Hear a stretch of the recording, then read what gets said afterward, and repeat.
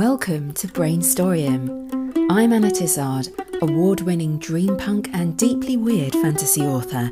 And yes, that's me and my fiction that's deeply weird. Explore and imagine with me the most unexpected story ideas using the surrealist word game of Exquisite Corpse. Find out more and join in at annatizard.com. This is a storytelling challenge unlike anything you've tried before.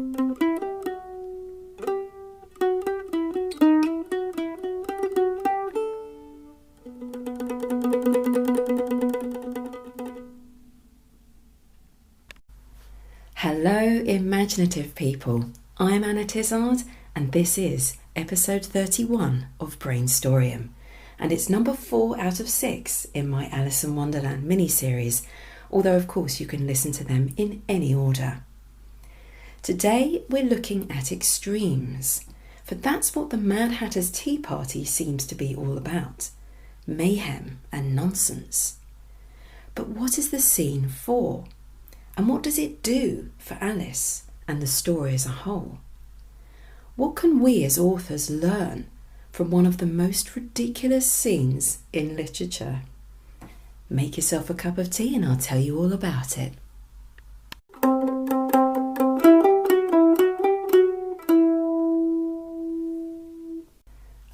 What could be more iconic in Alice in Wonderland than the Mad Hatter's Tea Party? This scene is the very pinnacle of weirdness, fun, and rudeness. They offer her wine, but there's only tea. They say there's no room for her. She can't sit down when there's plenty of room. They don't ask her who she is, like the caterpillar, nor do they offer her any help, like the Cheshire Cat. They tell her she needs a haircut. What proceeds is possibly the most inexplicable and directionless conversation in the entire book, full of riddles that don't have answers or that just meander off. It's the verbal equivalent of being stuck inside a maze and realising you've taken a wrong turn, but the path just keeps going on and on. The Hatter and the March Hare are brusque and changeable, and the whole scene is very awkward and uncomfortable for Alice. You just don't know what anyone's going to say next. It's odd that, in my mind, this is one of the most vivid, memorable scenes, made even more fun by images from having watched the Disney animation. But when you read it with your editor's hat on, for as writers we are all just as much editors too, my goodness, what is the point of this chapter? Nothing really happens, nothing changes. This party, these characters, would seem to absolutely exemplify the so-called madness which the Cheshire Cat warned Alice about. Dysfunctional, fragmented trains of thought that just peter off or take a sudden turn in a direction you weren't expecting. Nothing they talk about gets resolved, and in terms of the plot line you have to ask, why is this scene even there? It doesn't appear to move the story forward. Alice gains nothing from it besides a desire to move on. Strange that a scene should be technically almost useless, pointless, and yet who could imagine Alice's adventures in Wonderland without it? Is there something we can learn from this as authors? Because on the surface of it, it goes against our intuition and some really vital techniques. When you're editing, if you find a scene that doesn't move the story forward, generally speaking, you should cut it, or at least consider cutting it. It makes me think about the value in stepping outside of a draft in progress and to do an experiment. Pick the main elements of the story, the main themes or threads, and ask yourself what would happen if you took them to their extremes. Maybe even in spite of the direction of the plot where you know things are actually going to go and you've already decided. Tell yourself you won't be putting it in this new scene or any of these new ideas that you now come up with in the final draft. Let yourself off the hook so you don't have that critical voice in your ear questioning what you're doing right now. This exercise will work best if you're writing something a little longer than your average short story. To begin with, simply step back and identify the main themes or threads. This alone can be a very useful exercise to help clarify things in your mind when perhaps you're up to your neck in it and maybe not quite sure how well everything's working. Can you easily state what the main themes are, what the main threads are of the story and how they come together? What is the point or the overall purpose or underlying message of the tale, do you think? And can you, just as an experiment, take that or take one of those or all of them to their absolute extremes? Just as a thought experiment. Treat it as just pure fun. Write a list of all the different things that could happen, even if you know you're not going to use them. Some of these ideas that you come up with may even clash with what you've already worked out will happen later, but just try this brainstorm to see where it takes you in a completely different direction.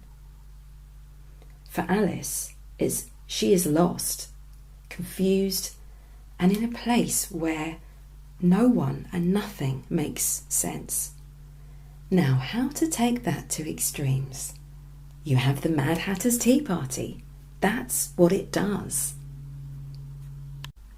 It's a simple fact that in any story, especially in a longer piece like a novella or a novel, in order to satisfy the reader, you must take things to the furthest possible extreme as perceived by the audience. There's a famous saying by Anton Chekhov. If in the first act you introduce a gun, by the third act you have to use it. But I say, as authors of longer fiction to read, this is only a part of what we must do. In order to really satisfy a reader, you don't just fulfill their expectations, you have to go beyond them. In the same way that it mustn't be obvious from the start who the murderer is in a murder mystery, you have to take the story to an extreme that was in some way foreseeable, not completely out of the blue and therefore unbelievable, but also unforeseen. There's a twist, a surprise that they didn't see coming, but which fits. Otherwise, why would anyone bother reading the book or the story if they could predict exactly what was going to happen? As a recent example of how this might work out in a shorter piece, where you don't really have the narrative space in which you can do a really big twist, but where this can still happen on a small scale. My short story, The Great Taco, which I read out in episode 24. In the second paragraph, you find out that Selwyn's friend, Ed, the magician, is missing. Everything about the atmosphere tells you it's not looking good for Ed.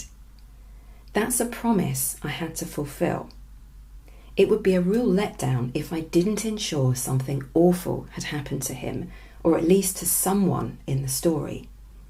Having set this up, the reader would feel confused and wrong-footed if everything turned out to be perfectly okay, unless I found a really spectacular way of twisting it. Either Ed's died or something else is horribly wrong. That's the expectation I set up and therefore had to fulfill. That's like the gun at the beginning. But then I can't fulfill it in a really obvious way. Imagine that I just wrote about Selwyn breaking into Ed's home and finding him dead or unconscious. That's not enough. A story has to give you something extra that you wouldn't have imagined on your own. something a little bit extreme. When Selwyn lets himself into Ed's back garden in the middle of the night, he witnesses something rather strange. Have a listen if you like. It's episode 24 of Brainstorming. But going back to the exercise, brainstorming a story to its extremes. Like I said, you might not use any of the scenes you come up with, but you never know. It might spark off an idea of how to twist things just a little. You might, during your brainstorm, stumble across a detail that becomes memorable, and it could really flavour the rest of the story once you put it in.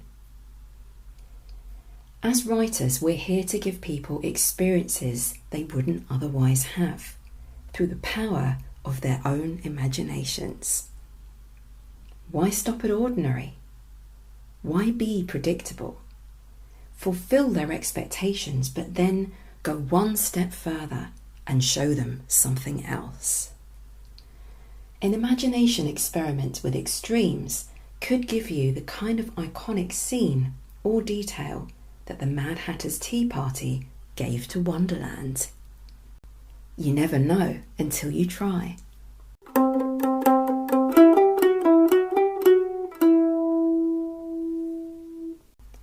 Right, now I've whet your appetite to try writing something a bit twisty.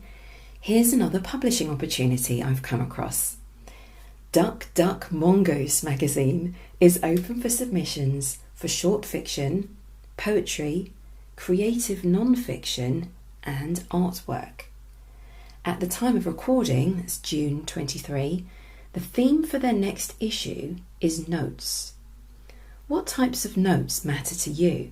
Are they musical notes, reminders to yourself, notes used to pass in class, love notes left in your kitchen, or something else? I quite like this theme. It gives a prompt, but it's open to quite a few different interpretations. Duck Duck Mongoose will consider any type of short work, but will not consider works focused on geese. I really don't know what is going on with this magazine, but it's rather interesting. Sense of humour. If you'd like to know more, go to duckduckmongoose.wordpress.com. That's duckduckmongoose.wordpress.com and check their submission guidelines. As always, read the T's and C's before you decide where you want to submit your work. Now, before we move on to gameplay, I have a little personal news. I'm about to go on a short break to Oxford. I've only passed through Oxford very briefly before, and it looks like a fascinating city full of history and references to Alice's Adventures in Wonderland, because that's where Lewis Carroll lived and wrote the book. And there is an Alice in Wonderland shop, which apparently used to be a sweet shop where the real Alice, the inspiration for the book, used to go and buy sweets after school. I think that's probably going to be my first stop. So perhaps by next time I'll have some additional knowledge to share about the book. We shall see. There'll be some photos as well, I'm sure. If you're interested, please subscribe to my private email list at annatizard.com. Just hit any one of the subscribe buttons and make sure you confirm by clicking on the email that comes through to you straight after, though these usually land in your spam, just to confuse you.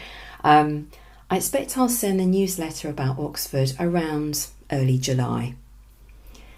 Right, as the Hatter and the March Hare set down their teacups and throw us a stare, it is time for us to begin our own journey down the winding path of imagination. Let's see what story ideas wait for us in The Socks of Destiny.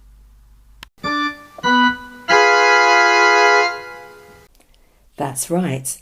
An Exquisite Corpse creates a unique, bizarre sentence by muddling up the words that lovely people such as yourself send me through my play page at annatizard.com, and the sentence structure goes describing word noun, action, describing word noun, which is why there are 3 socks of destiny for 3 word types. So let's see what our first describing word is. This is from Mariah. He sends me lots of lovely words. Rebellious. Okay. Do we have a noun to go with rebellious? This is from Andy Burrows. Soul. Rebellious soul. It's quite an open word in a way. Right, what's our action? This is from T.F. Burke. Was insolent towards. Okay. Our next describing word is from Paul Benfield. Ravenous. And the final word is from Francis S. Posey, and it is puffin. People, we have a ravenous puffin in our midst. Okay, right, I'm just going to read out the entire Exquisite Corpse and see what we've got to work with. So we have the rebellious soul was insolent towards the ravenous puffin. Okay, this sounds like quite a tricky one. But let's see, have a think around this, because you don't have to take everything literally with Exquisite Corpse. We're here to play with ideas and be imaginative and try and push our imaginations to the extreme, just to see what might happen. So often I'll take one of these describing word noun couplets, if you like rebellious soul and ravenous puffin, and think, could that be the name of a piece of art, someone's nickname? If so, who on earth are they that they've been given that nickname? A nightclub, a cafe, a book, a film. It could be anything, and so we're just trying to kind of push ourselves to come up with interesting new ideas. Great exercise for the brain. Certainly, if you want to write, you've got to keep your imagination limber. So the rebellious soul was insolent towards the ravenous puffin. I think already it is time for some green tea, because I definitely need something. Let's just give this a bit of a stir.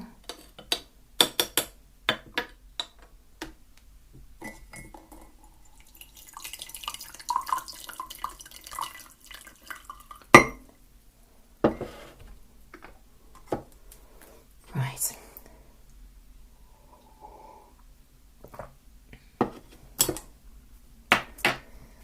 Okay. The rebellious soul, I feel like that person is who they are. They're a rebellious soul. It kind of describes their character psychologically, rather than giving us something physical to look at. The ravenous puffin. It's a good name for a cafe or a fish restaurant or a fish market or something. Or maybe let's think about what a puffin is. Since the other character, we've been given quite personal psychological information about them. So puffins are black and white. They live by the shore, often in sort of big, sort of rocky, big cliffs in the area, diving for fish. black and white, that's got me thinking about, there's so much binary thinking on social media these days. It's always like, people tend towards this. They do say this is a fault of the human mind, in that we tend towards a simplification of things, where people are like, well, you're either this or you're that. You're either all for something or against it, when in reality there are lots of different opinions on lots of different subjects, and the world is a place full of colour, not just black and white, this versus that. So I wonder if that's one way we can interpret this puffin, because of the black and white thing. It's just an idea. Or someone dressed up in black and white. I'm moving back towards this restaurant idea, perhaps a waiter. Someone having a meal, or maybe there's two characters there. They're out on a date together, and it goes horribly wrong, since the rebellious soul was insolent towards the ravenous puffin. Now I'm focusing on the word ravenous if we're at mealtime.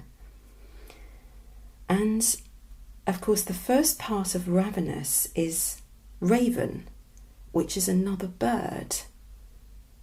I wonder if the origins of the word are the same. What if the puffin character isn't quite what he seems? Now I'm thinking about shapeshifters, as you do. And the rebellious soul, she refuses to shapeshift, or something's happened. So this is like a sort of either a secret society, or they just happened, they're both shapeshifters. They live a secretive life, but out in the open, pretending to be normal human beings. And they're dating, or possibly at the early stages, and they go out to this restaurant, and maybe the ravenous puffin is genuinely hungry. This is a person who's quite straight-laced and maybe sees the world in black and white. Or maybe it's just that he can change between a puffin and a raven, or some other animal. I've never really I don't think I've written about shapeshifters before. This is an interesting kind of area to explore, because there's so many things you could do with it. If it's really representative, this situation I'm describing, of simply two people who share a kind of secret, an anomaly that is different to the rest of the world. And that's interesting, whether you're into like true fantasy or not.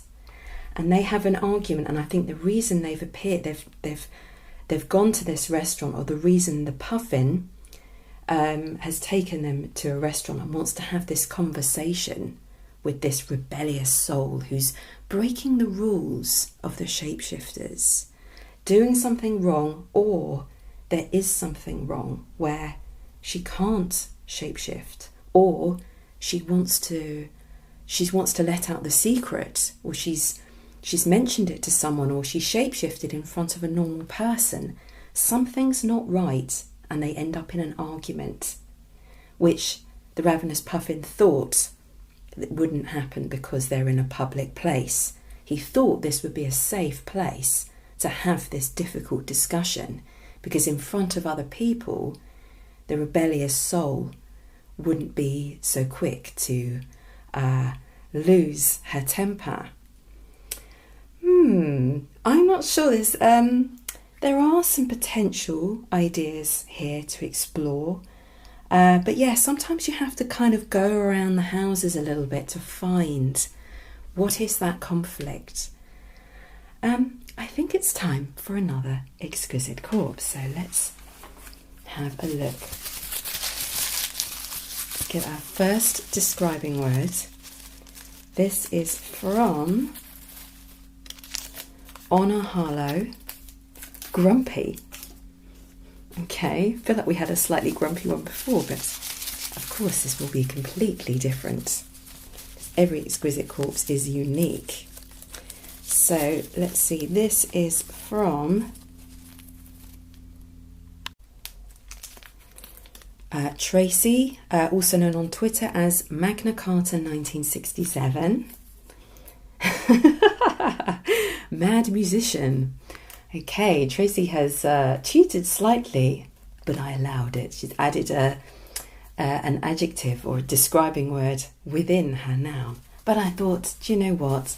I'll allow that. So we have a grumpy and mad musician, whatever mad means.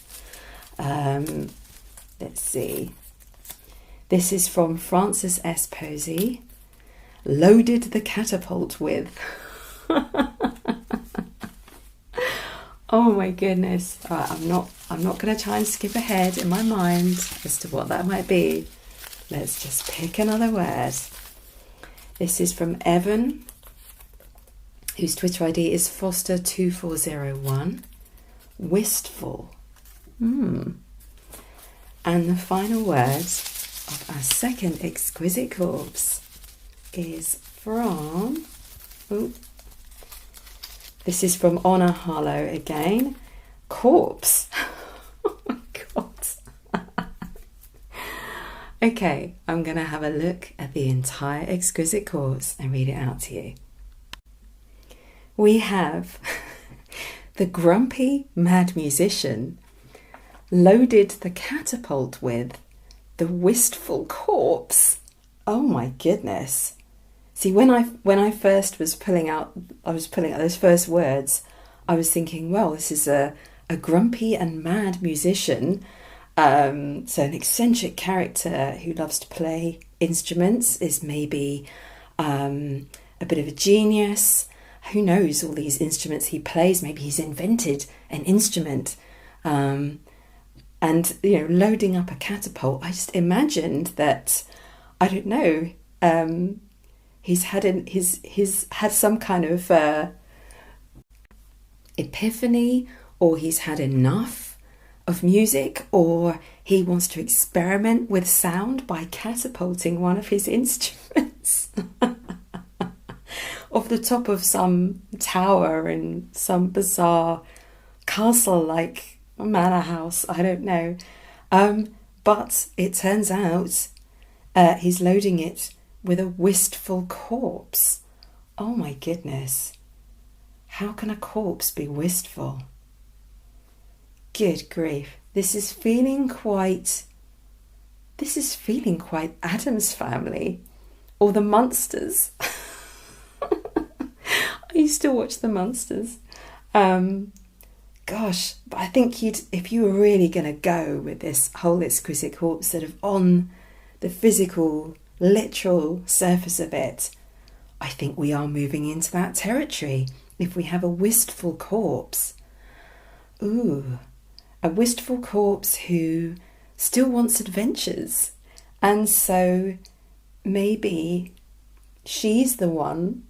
I don't know why it's a woman. She's the one who has convinced this grumpy, mad musician who she lives with to send her on an adventure by loading her into the catapult. That is just bizarre. This is like comedy horror, possibly comedy horror gone wrong. Let's just think about this. What else can we get from this? I mean, yes, we could have this corpse who is maybe sick and tired of being stuck indoors with this grumpy and bonkers musician playing music all the time, making up stuff, and all the time she can't do anything because she's a corpse, and yet somehow she is still conscious and able to think about things and desire some escape from all of this. So you could just have...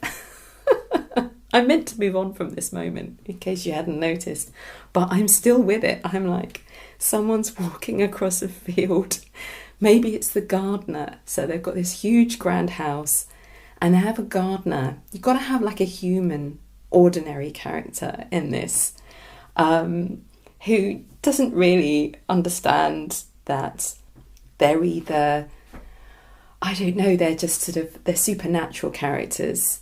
And you know, he's out perhaps walking his dog, you know, one last walk sort of in the evening before he goes to bed. And he's always trying to ignore or turn a blind eye to the strange things that go on in his manor house. They pay him well, so he doesn't really need to care about this bizarre family, perhaps brother and sister, who sort of maybe drive each other crazy.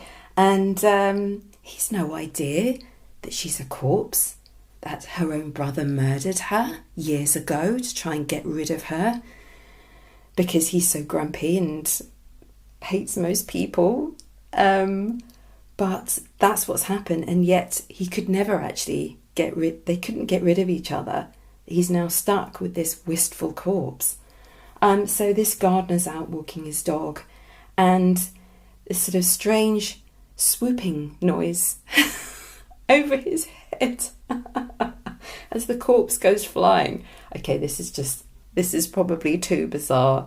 So let's try and think beyond that, just to see if there's anything else that we can pull out of this. I think I might need some more green tea first.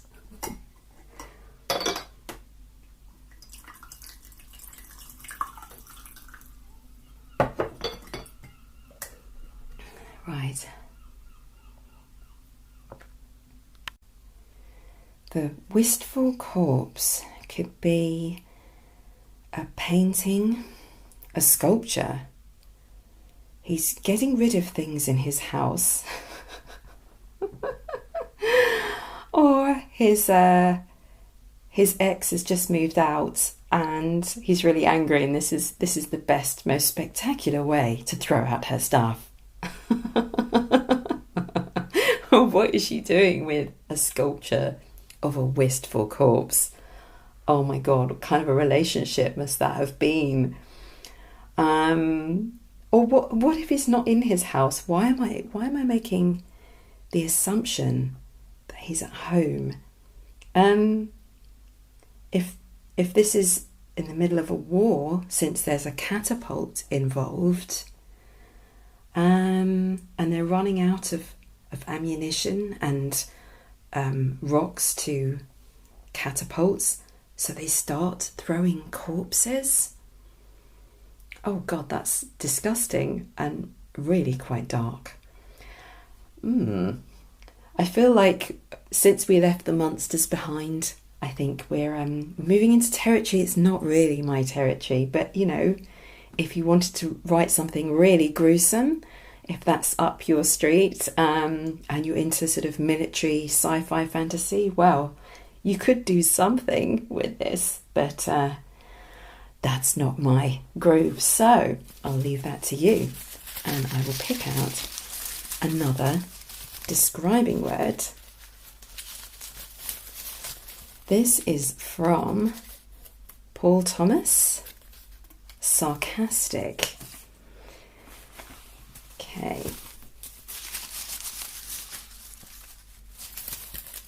Next word is from Mariah, gift. Oh, that is weird. It's a very interesting word combination. Right, let's move on to an action. This is from Evan. Drank the Black Sea out of love for... Oh gosh. Alright, this is going to be a serious imagination exercise, I can just tell. This is from Andy Burrows. Dreamlike. I like that. Who or what was dreamlike? This is from Alessandro Bose. automaton. Oh my gosh.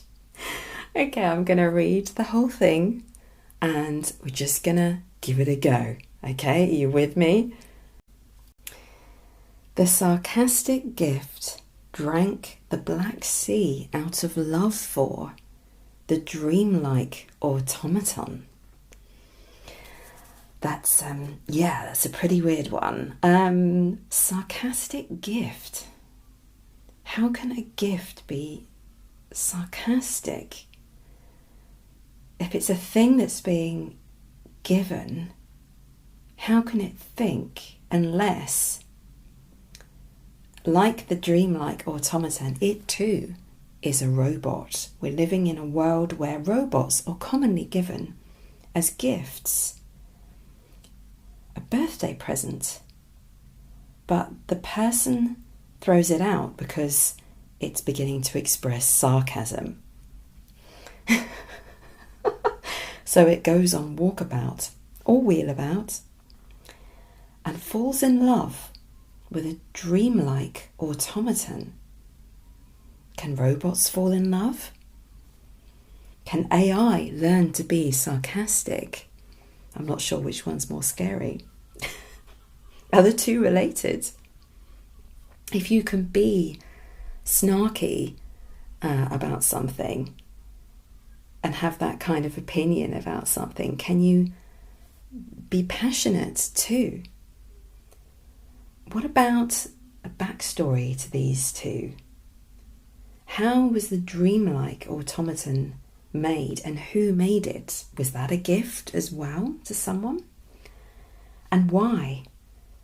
To create a thing of beauty amongst ugly robots in a world where that's become the standard and they're all getting a bit sarcastic?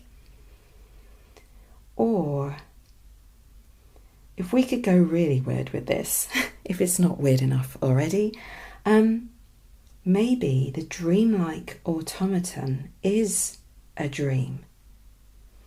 And the sarcastic robot has learned not just to be sarcastic, but has learned to dream. There's something wrong with it and it goes into sleep mode. And it does what no one predicted it could do. It dreams.